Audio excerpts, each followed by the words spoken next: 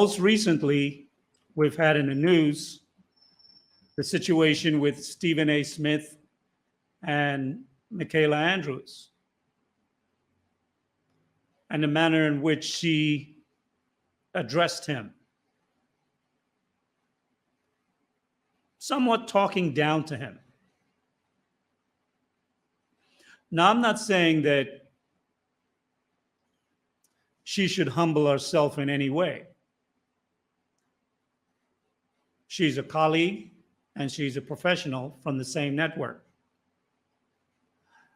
But I would think that there would be some mutual respect as professionals in the business and working at the same network. However, she was not part of a panel discussion. She called in to his show to voice her opinion as a woman.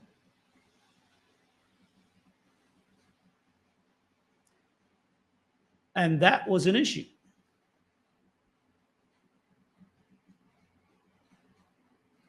When she voiced her opinion as a woman,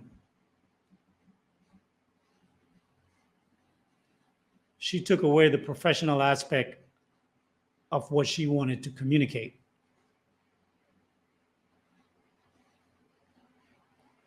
She spoke to him in an authoritative manner in which he's obligated to listen to her. She spoke as though she was the superior in that conversation.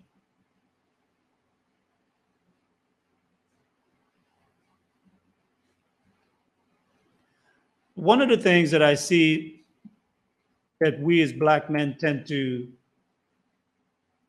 experience so often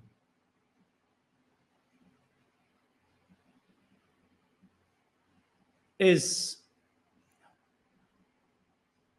sometimes subtle, sometimes not so subtle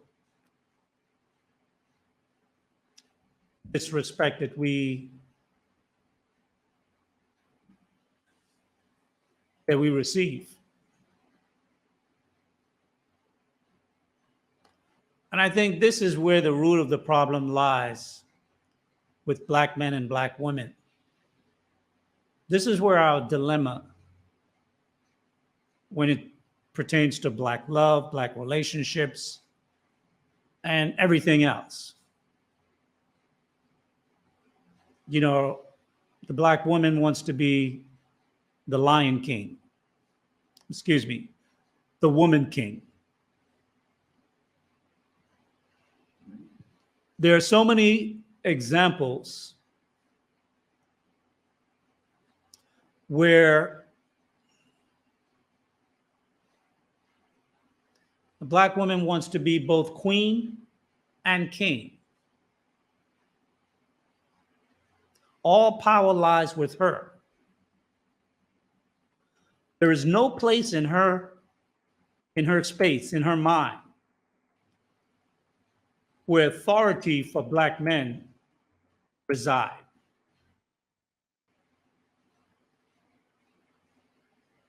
Therefore, there's no place for respect. Respect is not required.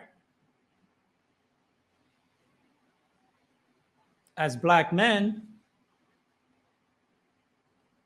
Black women don't see us in a position of authority. They don't see us in a position of power. They believe they hold all the power. And who respects an underling? Very few. Many don't.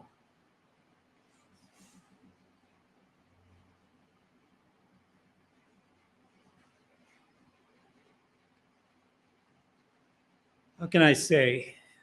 If we look back at the past 60 years,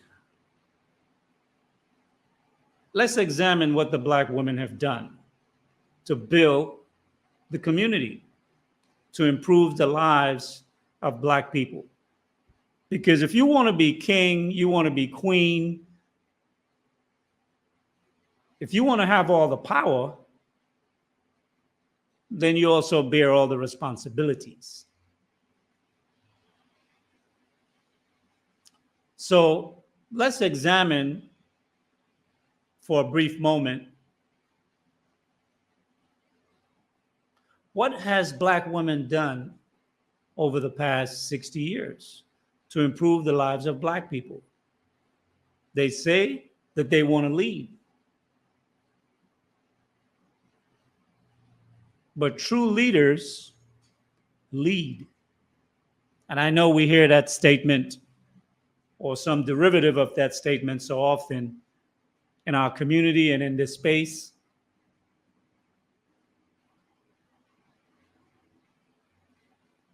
But we really have to take a look at the results.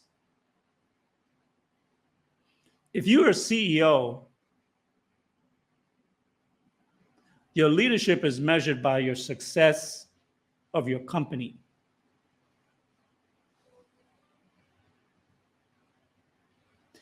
If you are a community leader, your success is measured by the goals the movement achieves.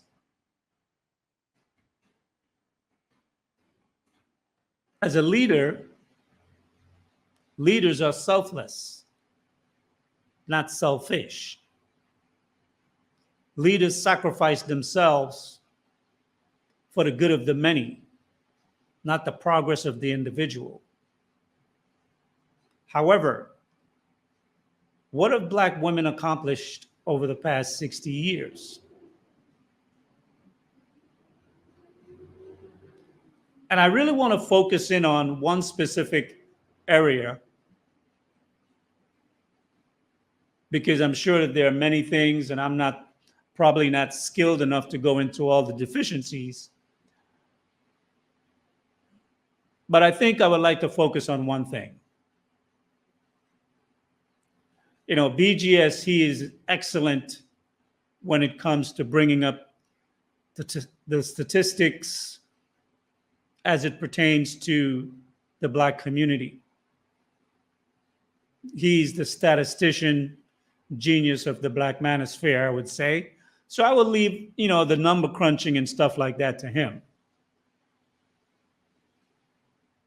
However, I would like to cite that as a leader, as a queen, as a king, if you want to wear all these hats, these crowns, then you need to bring the spoils in. Kings go out and conquer and bring the spoils to the kingdom. Queen's supposed to support the king in accomplishing those missions, but since you wear both hats, then you're supposed to do the same. A true leader outwit its enemy, not abandon their people.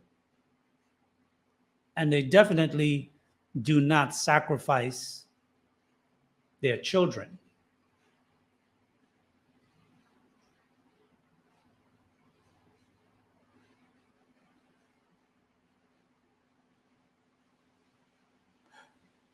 This is one area I really believe that we can shed light upon, because it's an area without question.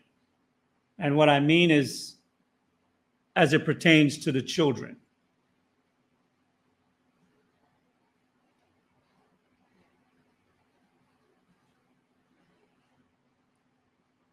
As it pertains to women and children,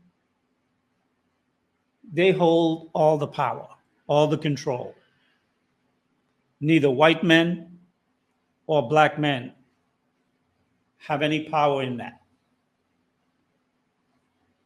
The power to build a nation, to build a kingdom.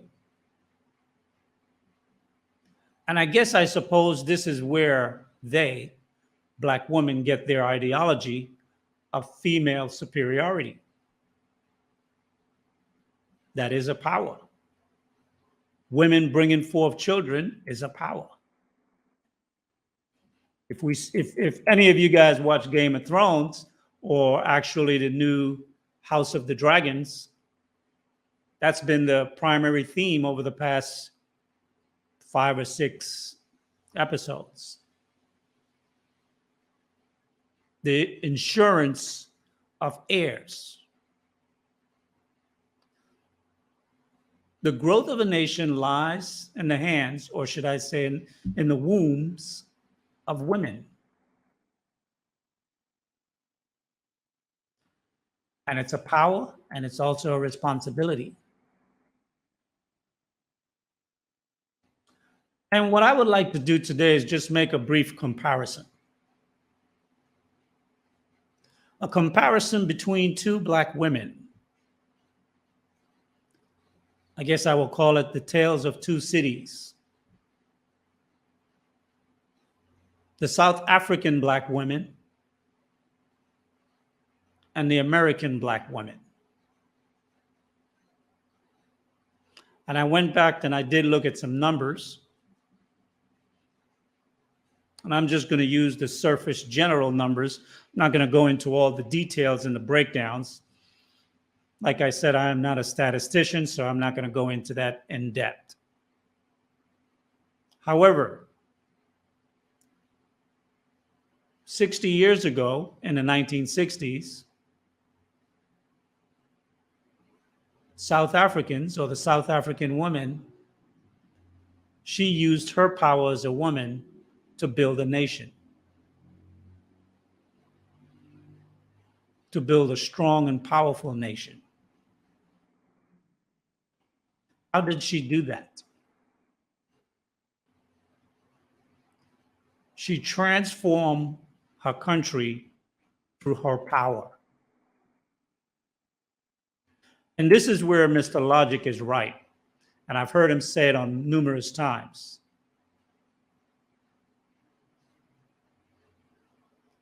The true legacy of a people is their people, lies in the children. The South African women used their power to take their nation of people from approximately 10.9 million or 11 million people in the 60s to 46 million today. A 400% growth in the Black South African population, giving them over 81% population and growth. In contrast, how did the Black American women use their power to advance their nation? In the 1960s, the Black American population was approximately 18.9, 19 million, a 10.5% of the country's total population. Today, our population is approximately 42 million, or 12.5, 13% of the country's population. Now, many of us can say, wow, we doubled our population. We went from 19 to 42. Granted, that's a 100% increase plus.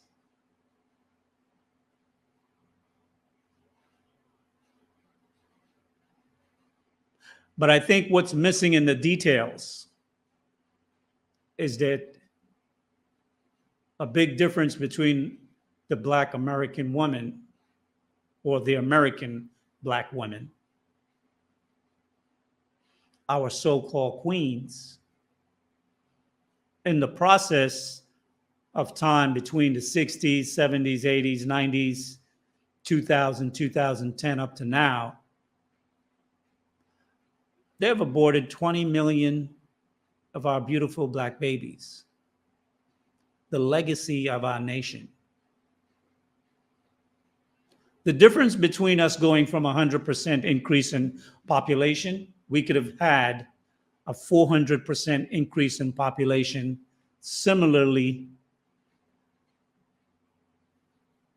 to what the South African black women did. And I think what we're able to see here in just this caption is how women interpret their role and their power and how they use it to the benefit of not only themselves, but for their people. So a question I would have is, where is the love? We hear some black women say, "We love you, black man." But too often we see just the opposite. And I think that our women, knowing what we've gone through in slavery, Jim Crow, the civil rights movement, on up to today, the crack epidemic and whatnot. We've all heard it so many times. We know that Margaret Sanger and many of those who holds position of power have always seek to cull our numbers, to keep us to a manageable level where we can do just enough work to better the kingdom, but never to become a threat.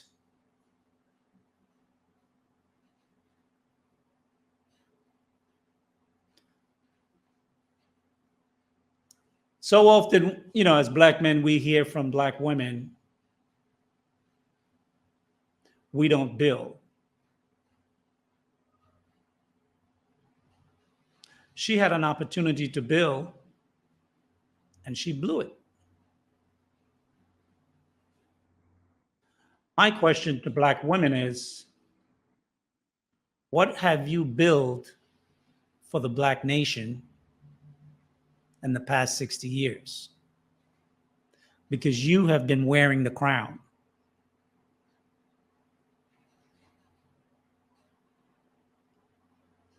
I can remember back in my day when I grew up in the hood, Harlem, New York, there was a term that I heard a lot: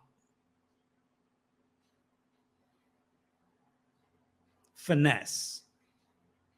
I always heard the term finesse, finesse.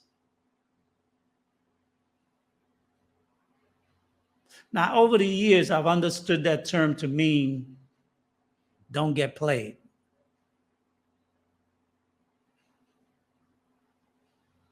But for whatever reason, it seems like we always get played.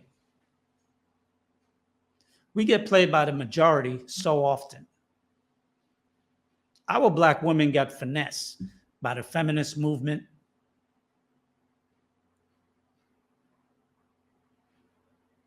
and by social services. If we understood the true finesse game, we would know who is our people, who we love, who we care for, who we protect, who we invest in.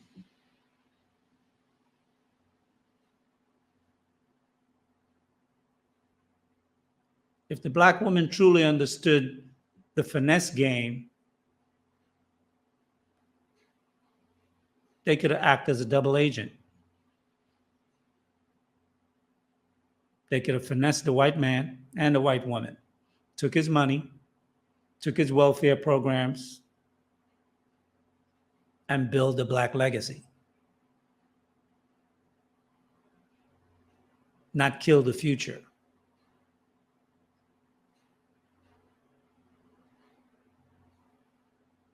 The very power that they And when I say they, I'm referring to the powers that be, have always feared, is the multiplication of us.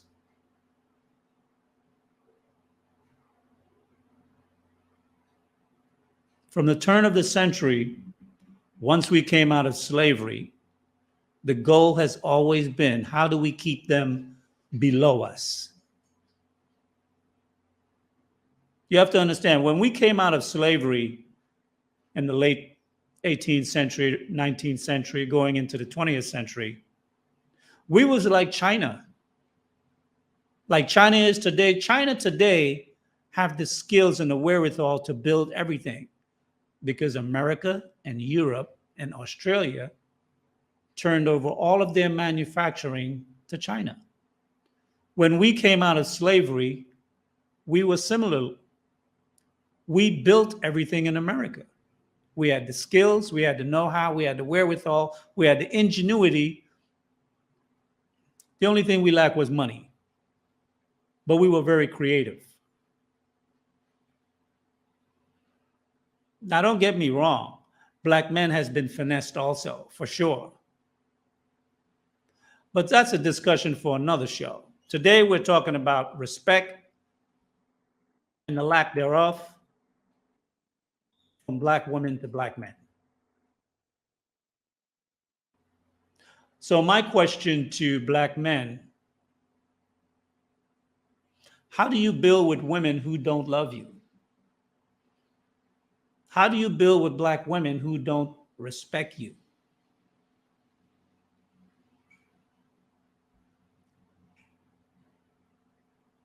Black women say that they're the queens, and Black men are nothing in their eyes.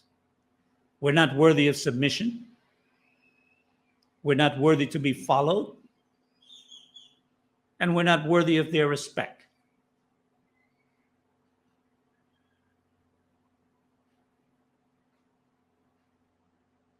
Now, to the ladies who are listening to the live show at present and who may view the replay, I'm definitely not talking about all Black women. And I want to put that caveat out because I know sometimes that's the default in many arguments that people try to throw out. So I'm not speaking about all Black women, but there's a large enough majority that this is a problem for us as a people.